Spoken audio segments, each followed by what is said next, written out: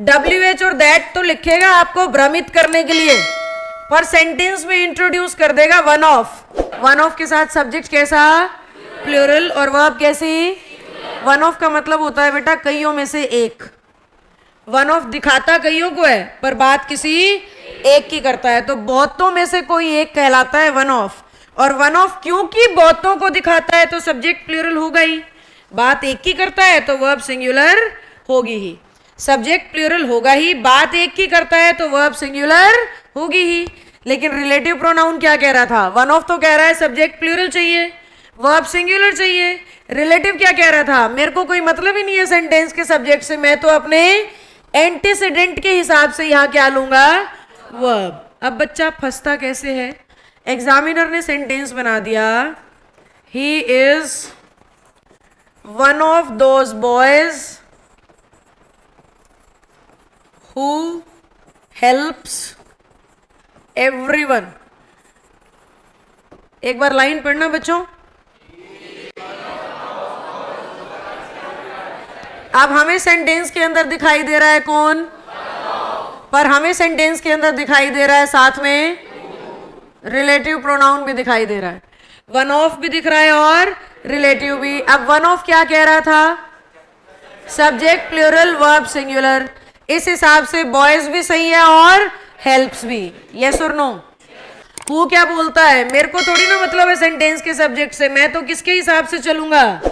अपने सब्जेक्ट के हिसाब से। और हु का सब्जेक्ट कहां मिलेगा? उसके बिल्कुल और बिल्कुल पहले कौन है?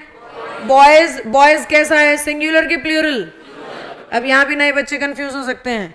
नाउन का प्लूरल होता है एस लगने से और वर्ब का सिंगुलर हो जाता है एस लगने से, दोनों उल्टे हैं बिल्कुल। किसी भी नाउन को, किसी के नाम को बहुवचन बनाना है तो एस लगा के होगा। अगर वर्ब को, काम को सिंगुलर बनाना है तो एस लगा के। अगर वर्ब को प्लूरल करना है तो एस हटा के। सिंपल सी भाषा में, गो प्लूरल वर्ब है, goes singular. Come plural, comes. Teach, teaches. Girl,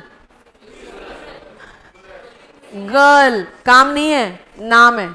और जो नाम होता है वो नाउन होता है, जो काम होता है वो वर्ब होती है। समझ गए? नाउन मतलब नाम, वर्ब मतलब काम। बोलो, नाउन मतलब वर्ब मतलब नाउन मतलब वर्ब मतलब नाउन पे एस लगने से प्लूरल और वर्ब पे एस लगने से नाउन का एस हटने से सिंगुलर और वर्ब का एस हटने से।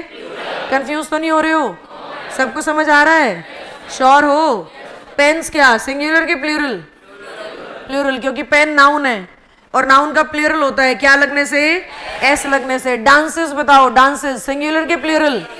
सिंगुलर, क्योंकि डांस मतलब नाचना, नाचना यानी वर्ब। वर्ब का सिंगुलर क्या? उस पे एस लगना। अब वापस बोर्ड पे आ जाओ। बॉयज क्या है? प्लूरल। और हेल्प्स क्या हो गया? सिंगुलर। जबकि हु कह रहा है मेरे को तो किसकी वर्ब चाहिए? तो क्या होना चाहिए? दो रूल टकराते हैं, वन ऑफ और WH। और मैं बच्चे को याद करने के लिए हमेशा कहती हूँ, WH और वन ऑफ जब भी टकराएंगे वन ऑफ चूर चूर हो जाएगा और WH के हिसाब से वर्ब लगाएंगे। वन ऑफ को हम खत्म मान लेंगे, वन ऑफ जीरो। हीरो किसको मान लिया? रिलेटिव को। तो वर्ब आएगी रिलेटिव की, ना कि वन ऑफ की। 99% बच्चे अगर पेपर में आ जाए तो गलत करते हैं।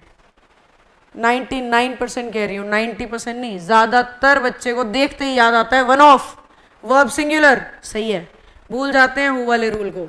वन ऑफ और हु एक साथ आएंगे तो वन ऑफ खत्म है। दादागिरी किसकी चलेगी? हु की चलेगी। हु मत याद कर लेना, सारे WH। हु, व्हाट, व्हेन, विच, कोई भी हो सकता है। दैट भी हो सकता है, क्योंकि दैट भी तो रिलेटिव है। जहां WH नहीं लगता कौन लगता है? दैट। तो WH हो या दैट हो, अपने से पहले वाले की वर्ब लेगा।